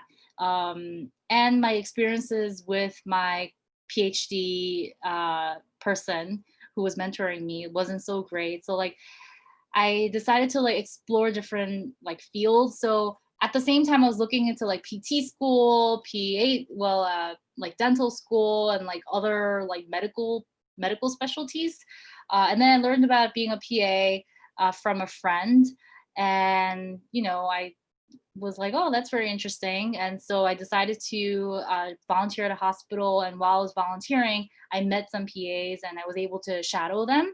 So when you want to go to PA school, you do have to have like a good amount of like shadowing hours and volunteering hours. So I did that. And as I was shadowing the PA, I really, you know, felt like I had to be in that position, or like it was a position that I felt like most fitted to, because you're really interacting with a lot of people. You interact with doctors, you interact with nurses, you interact with patients, and you do a lot of educating the patients about like health and about their disease states, about medications, all of these things. And I just felt like I could do that job really well. And during my college years and also throughout high school, I did a lot of church work. So like whether it be worship in the band, or like translation. So being in that community setting where I had constant interaction with people and like other community members, like, and being like an interpreter meant like being an intermediator for a lot of people, for an intermediator between, you know, two people who speak different languages. So I felt like I could do this work really well. So I, you know, shadowed them, and I decided I was going to apply. And in the midst of all this, I really prayed a lot. And you know, this is kind of just like fast forwarding everything. And I applied to grad school, and I again like stayed in New York, and I graduated. All of this was really, really difficult, like through grad school, through undergrad and grad school. It was very, very difficult. But every time, like I just felt like it was a humbling time. Like it was a humbling time, because God was making me lay down my own greed, my own like desires to take control over like my life. Like I wanted everything that I planned out, and at every moment of the way, like it just kept not working out, and it just made my anxiety go higher, and I just had to come to a point where I had to just let go of everything. So, and once I let go everything just started going more and more smoothly. And I feel like at this entire process, and still I'm learning, but it's moments when God is asking for blind faith in our lives. And I was like teaching this to our youth group earlier today. When Abraham, he took leaps of faith, and he took his leap of faith in sacrificing Isaac, right? And Isaac also submitting the will to his father by him be sacrificed. And the ultimate form of obedience, who was Christ himself, who submitted his life, right? And he was the form of sacrifice. And I just feel like it's a pattern all throughout the Bible. Like he just wants us to just obey him and just trust in him completely. And even if it's like moments when you just don't understand, or like don't have no idea where you're going, when you're in the midst of prayer, and when that God will take care of you, and he is the one who is mighty in battle, and when you're able to lay that before him, then he just opens up doors. I think that's the general story of everybody, all the panelists here. I think Corinne, Jamie, and Marcella too, like that when we were able to just trust in God, then our anxieties went away and doors started opening up. And I just also remembered throughout this time, one of my pastors, he was mentoring me, and he asked me, the best way to really think of how you want to approach like what kind of career that you're going to pursue is to first and foremost think about like how you can glorify God. How are you going to glorify God through your career? And second, think about what are your talents? What am I good at? Like, and third, think about, what do I like to do? What really makes me happy? What do I enjoy? Right? And when those three things somewhat align, it may not be perfect, but when it has those three things, then you should go down that path. And I felt like that was such a great advice for me. And he gave the analogy of like, you can love food, but what if you suck at cooking? How are you going to be a chef? Right? Like, it's kind of that idea. Like you have to think about these different things, how you're with your talent, skills, and with your passions, like how are you going to glorify God? And one thing I didn't mention is that as I was praying about my careers throughout college, I kept continuing to ask God, like, what is your will for me in my life? And I think that's a big question that everybody has. What is your will for me, God? Right? And I thought about like my passion in helping people physically, and my love for medicine. And I thought about doing mission work. And Jamie was also someone who inspired me when she went to mission abroad, and in doing missions. And she said that while she touched up on it earlier, that while I was doing missions, I really wished that I had a skill set to be able to, reach more people. Ultimately, as Christians, we want to reach more and more people who are non-believers and bring them to Christ. And if I have another skill set that I can use in order to allow more people to come into God's kingdom, then that's the best thing to do. And medicine is such a good like skill set. And not only is it medicine, but there's teaching, there's other ways of helping people.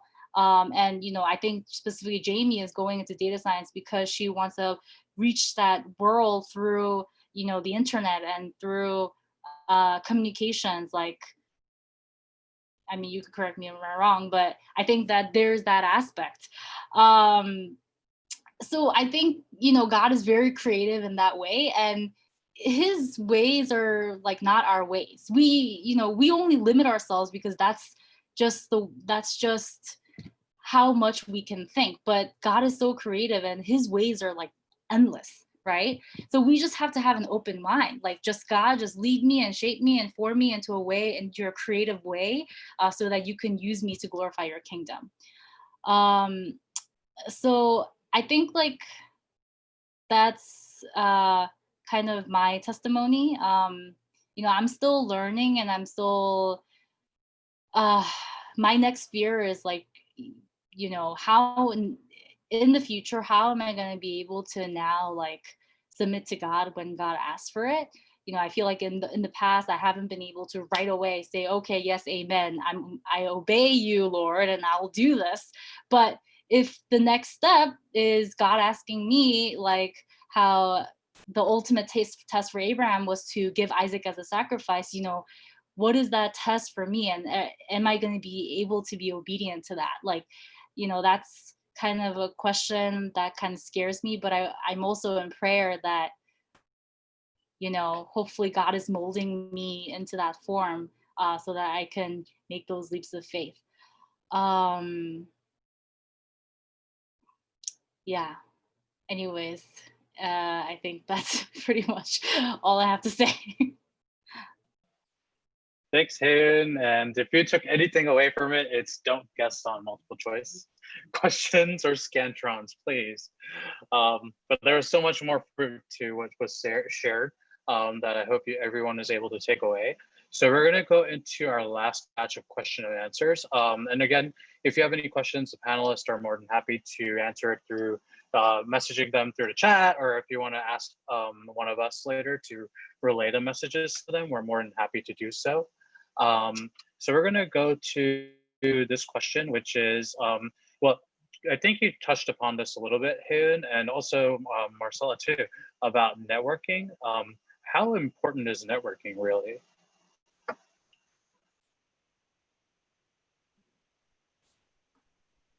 I would say that networking is really important. At least in the field that I'm looking to get into. So one thing I would say is that if you have an idea of what you want to do, even if you don't know for sure, but you have an idea of what you want to do or what kind of life you want to live, right? Because for example, in medicine, there are certain types of doctors that you're going to be on call all the time, and your like schedule is going to be crazy. And there are some people that love that, right? But then there are other people who are like, no, I want my 9 to 5. I want my work-life balance very clear. So if you have an idea of what kind of life you want to, you know, carry out, or what you want to do, and you see people, you know, like your friend's mom is a doctor, or, you know, your friend's sister is an art therapist, whatever it might be, I would say don't be afraid to reach out to people. Most of the time, I would say like 99% of the time, people are really happy to talk about what they do, and really want to be a resource.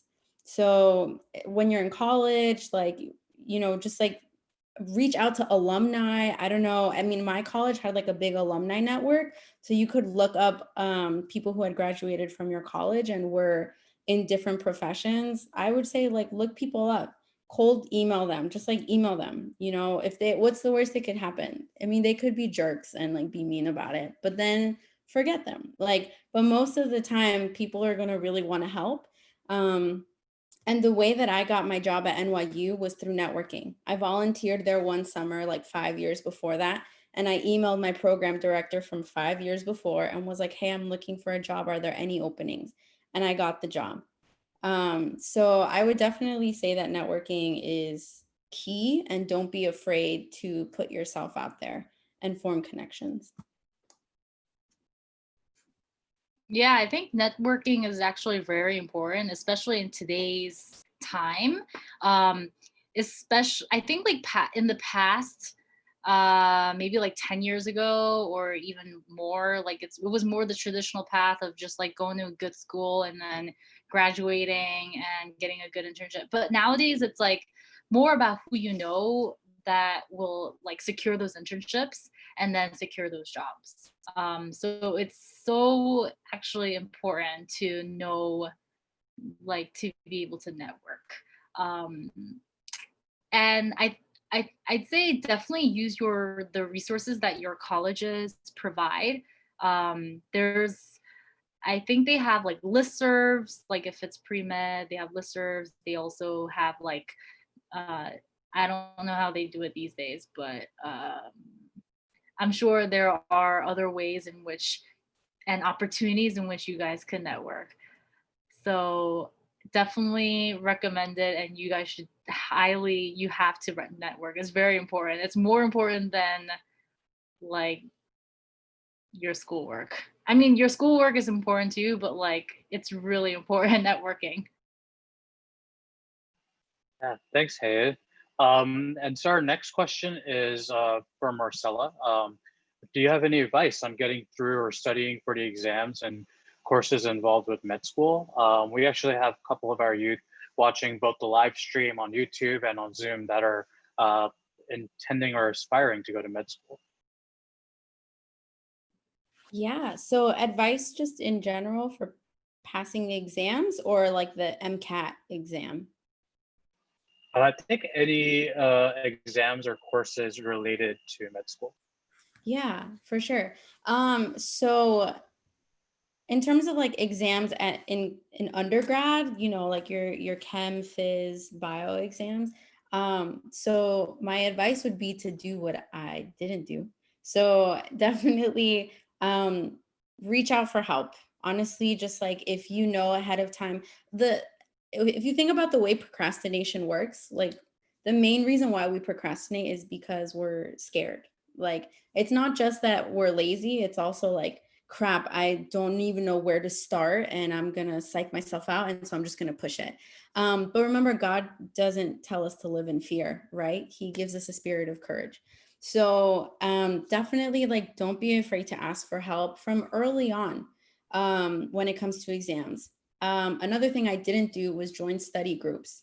Some people it works for them, some people it doesn't. But I think definitely working with other people and talking to your peers about the exam, about what they've studied, about, you know, like, can we just get together for an hour and like ask each other questions? An excellent way of knowing that of really knowing something is teaching it. So if I can teach you this subject, then I'm confident that I know what I'm talking about. So I'll be able to go into the exam prepared. And I was always really nervous about meeting people and just like had a lot of social anxiety and didn't want to do study groups and stuff. But definitely, you know, talk to your peers.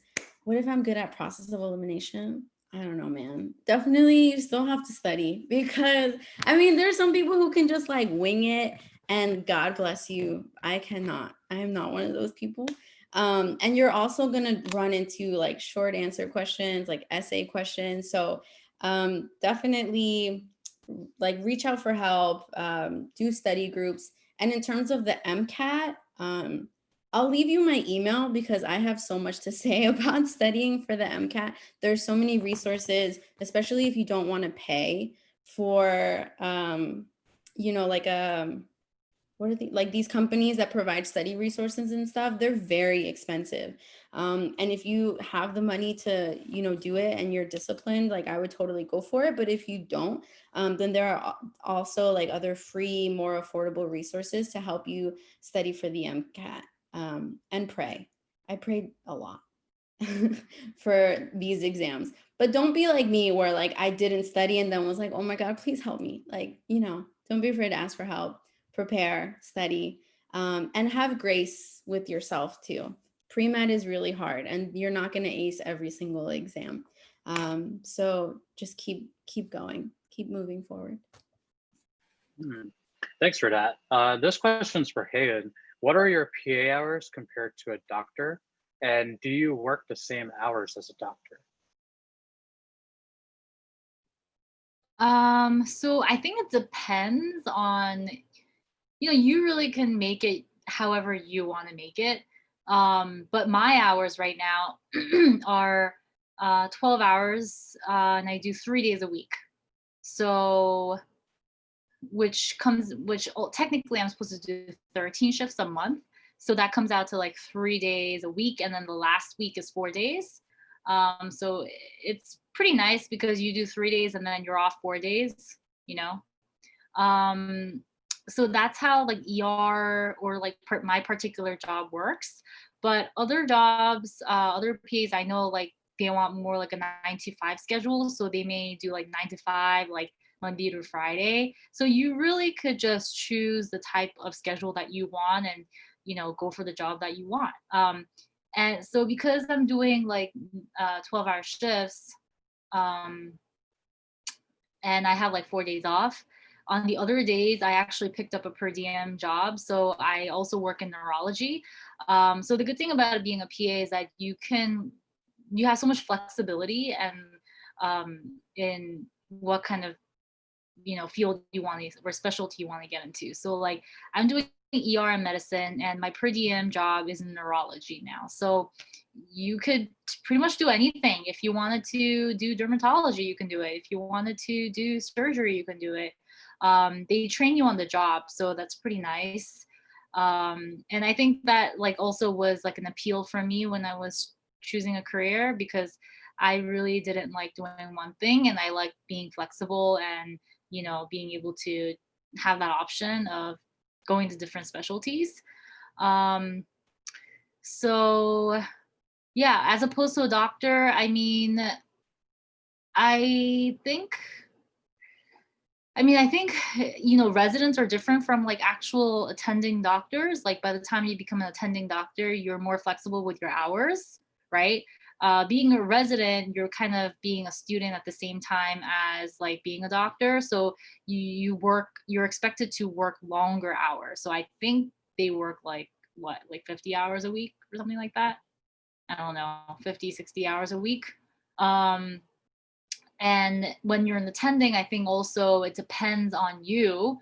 It all depends on you. Like if you want to work more, you can work more. If you want to work less, you can work less. But yeah, that's how my schedule really works. Yes. PA school is, yes, about 2 years. It's like between 2 to 3 years, depending on the program. My program at Cornell was 29 months, so it was like a year and a half. So it's like the first year you do didactics, which is schooling, in class school, and then the second year you go off to training. So you do rotations in hospitals. So that's how it works. Cool. Thanks, Hayun, for that. Our next question is from Marcella. Our next question is from Marcella. It's, what's your favorite part of working at NYU? Getting paid. Just kidding. Favorite part of working at NYU? Man, the mentorship that I received was key. If you end up working at NYU, I mean, NYU is such a big institution. So, I mean, every division, department that you work in might be different. I worked for the emergency research division. So the emergency department research division. If any of you after college are looking for like research associate, research coordinator positions, hit me up. I will totally connect you with them. I really loved working there because there are other students other people who are also applying to med school or PA school, like healthcare related fields. So we would always like help each other out and give each other shared resources and stuff. The physician that I worked for, Dr. Lee, he was such an amazing mentor. I learned so much from him about being a doctor. He gave me the opportunity to shadow. So I don't know, there's so many things. NYU also, like, besides the mentorship and helping me to prepare for med school, as an institution, like benefits, pay, all that stuff is pretty good. I will say, for those of you who are going to go into the workforce after undergrad, I just always try to tell this to everyone. Don't be afraid to advocate for yourself. Advocate for a pay raise, advocate for promotions. Don't be afraid to advocate for yourself, especially in like the research field. I feel like because they know that we're just trying to go to med school, I think they don't value us as much, or try to kind of like take advantage of us. Like, okay, like, just be grateful that you have this opportunity. But no, get your bread, get your money, definitely advocate for yourself. Don't be afraid to do it. Talk to each other, like ask your friends, how did you ask for this pay raise? How did you ask for this promotion? Because it's important, and not just like, before med school, but I think every season of your life, God is gonna, give you the courage, or wants to give you the courage to advocate for yourself and advocate for others. So anyway, that's tangential, but NYU mentorship has good benefits. And it's just a great institution to be a part of. I feel like you learn a lot. All right. Well, yes. And for the panelists, the chicken leg over rice, it's a place, there's a restaurant near our church, and we get chicken leg over rice for like a good price. I think $7.50. I could be wrong. We have I think we'll go over 2 more questions. And these 2 questions are open-ended for all the panelists today. So this question is from our college students. If you are going to or went to grad school, was grad school necessary for the field you are pursuing now? I'll go. Yes, grad school is definitely necessary to go into the field, because since marital family therapy, you have to get that license. So the prereq to taking all the board exams is going into grad school, and it was a 2-year program, and then including the specialization of art therapy. And to get into grad school, for me, I had to take an exam. So I had to take a GRE. And then they would test you, and then you would get a score, and then that's how you would apply. But yes, yeah, you would have to definitely do grad school. And I don't know, and about the networking, I know I'm going off tangent. Network with anyone you can. So it doesn't even have to be in your field, because you never know who you're going to meet in the future, and they may refer you later on.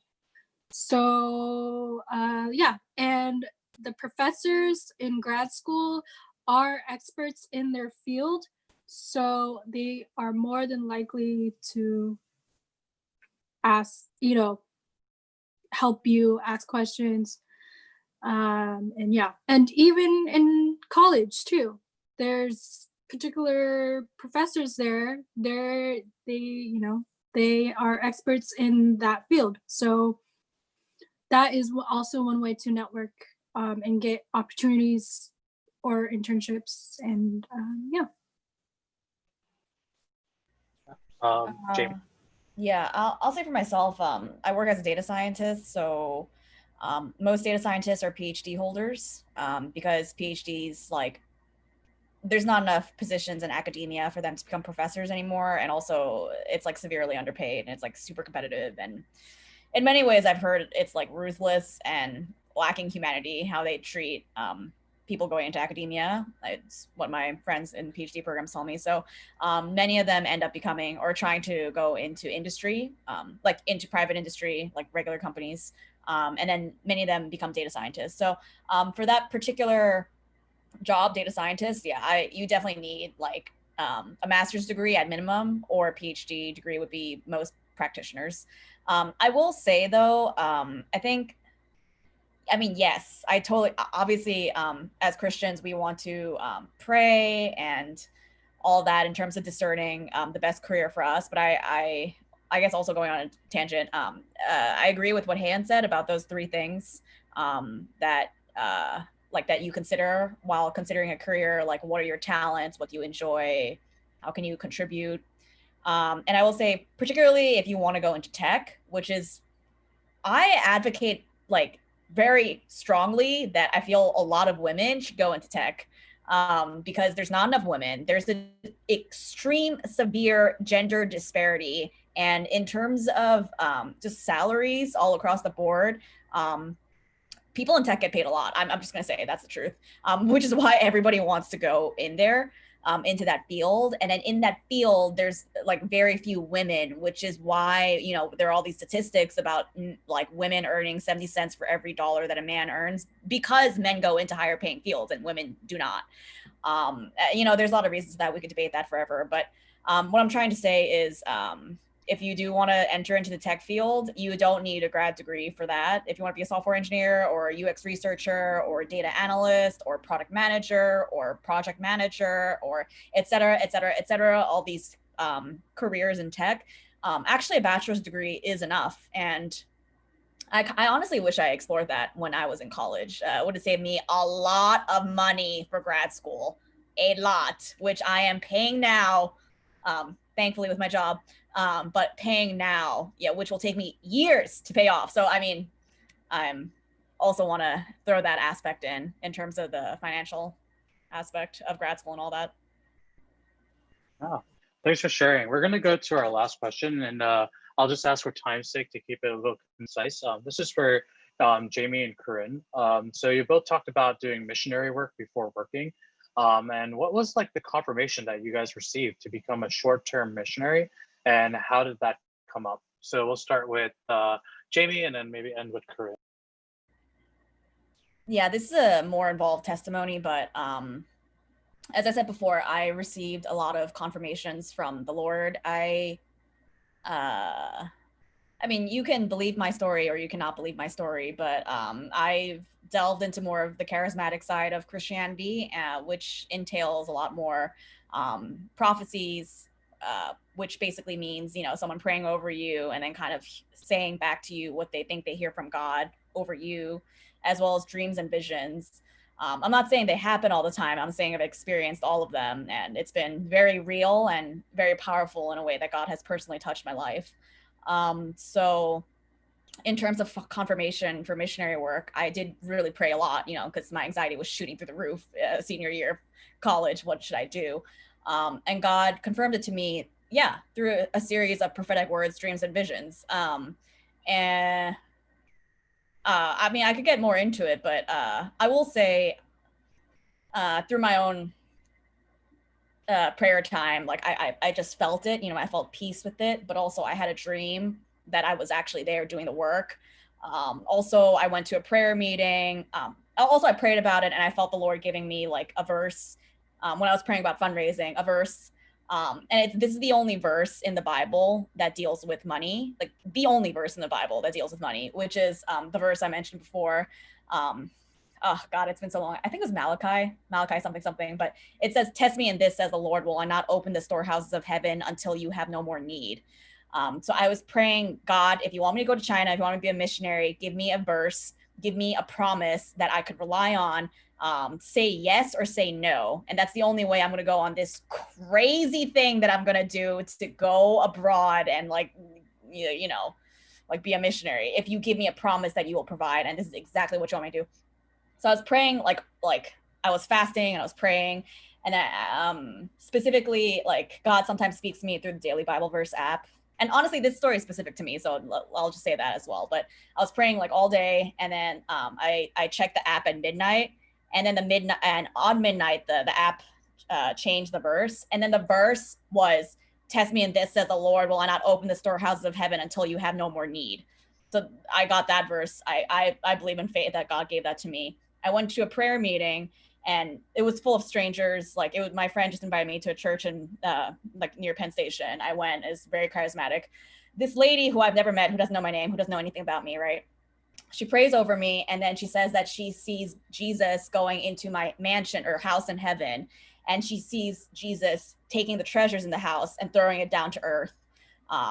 So basically, like a kind of like a metaphor, a vision metaphor of the verse, right? So what I'm trying to emphasize is that I got many confirmations. I also want to emphasize that a little bit like what Han said about Abraham, and what Marcella said about people in the Bible getting all these like things, right? Like God speaking to them, right?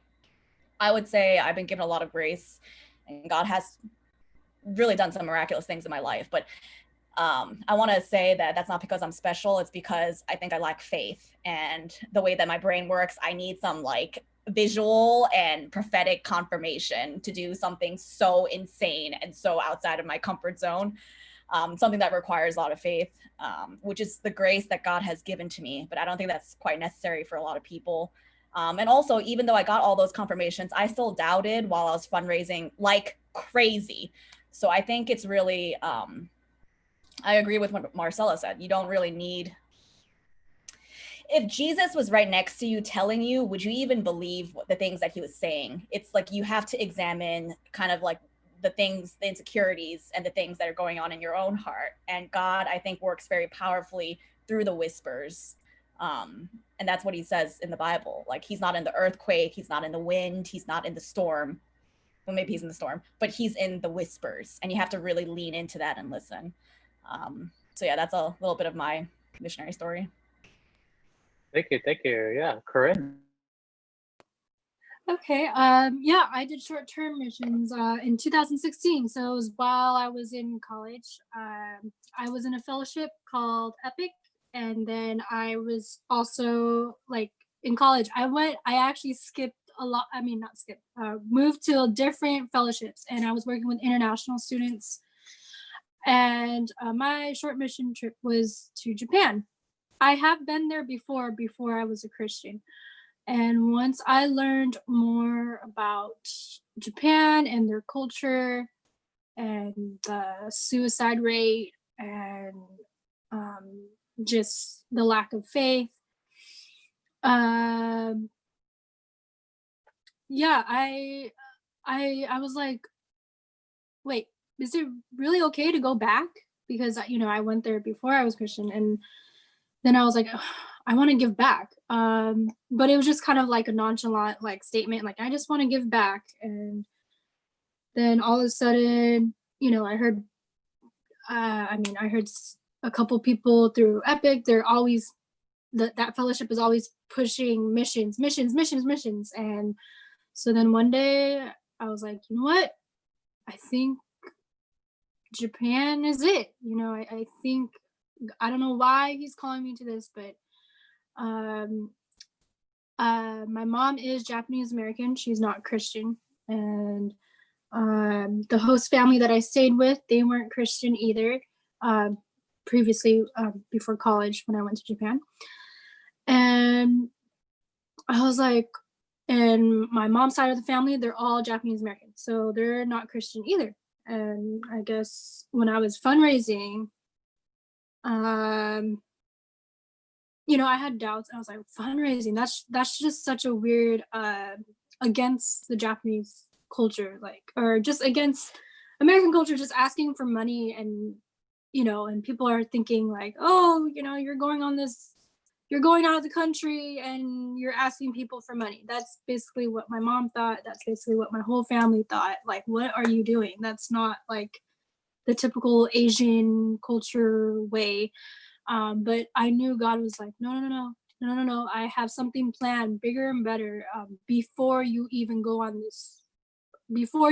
to Japan. And I was like, okay.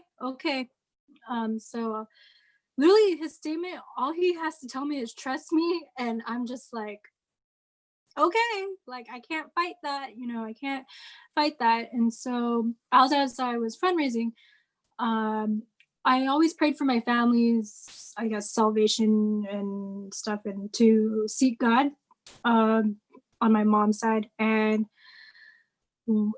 one of the supporters, I didn't know her at all, but apparently she was my aunts. They, I guess, got an open heart, or God softened their heart, and they're like, hey, there's this person that she's our friend. She goes to church. She's very Christian, and she wants to support you on your mission trip. And I was talking to her, and it turns out that she was actually, God showed me that she was in my aunt's life to minister to her. And I wouldn't have known that if I didn't trust the fundraising, or if I didn't trust God. Like, I wouldn't have known that someone was doing God's work when I, couldn't really be there for my aunts, or because they live in, I guess, 4 hours away from me. And so I'd always pray for them, and so yeah. And yeah, that's pretty much how I got into it. It was just kind of like, okay, you're ready for missions, let's go. You learned enough in-house. Now it's time to take this leap of faith and do missionary outside your comfort zone, where you don't know the language, where you don't know, and just really humble yourself, I think. But I also learned after that mission trip that missions is as just as important outside your country, but inside your home or inside a workplace. I learned how to be a missionary wherever you go through that experience. So, yeah. Yeah, thanks for that. I think quickly, Hayden also did some sort of missions too. So if you could just talk about that too. Okay, so I didn't do anything like abroad, but my mission work, I guess like we can kind of see it in a different perspective, is like within my own church.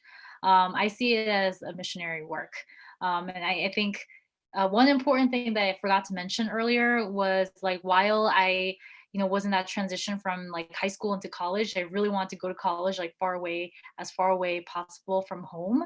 And I think God really needed to use me in my home church, because while I was in college and like commuting from home and like serving in my own church, I was really able to grow so much spiritually. That time I feel like I really grew the most. Going to Bible studies like on a weekly basis, being there on Sundays, like observing the Lord's Day, and also like serving my church, because my peers at the time, they all went off to college like far away, so like we had limited number of people who were able to actually serve. So I feel like my way of doing missions was, God calling me into my home church, and I got involved in the worship team.